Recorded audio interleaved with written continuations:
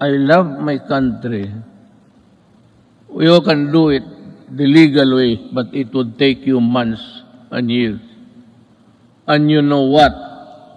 The statistics I just learned the other night, that plenty of those who are in the middle class have been released from prison despite the fact that they are charged of trafficking which is non-bailable, and most of them are out.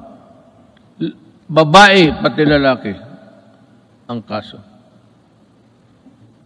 And that is why I said, I toyed with the idea. I said, if there is still space, with due respect to the Senate President, he is a good man. He can become a good Vice President.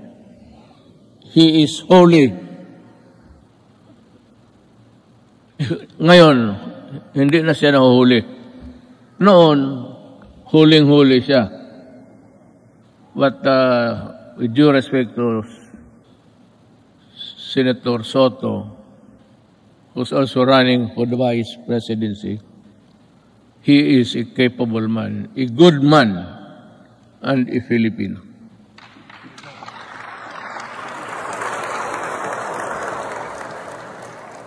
Sige ako tingin sa harap na dito para sa likod ko.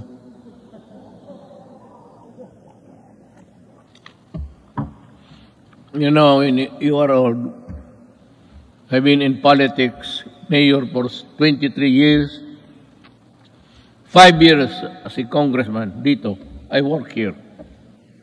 And 4 years working as vice mayor for my daughter, Sarah.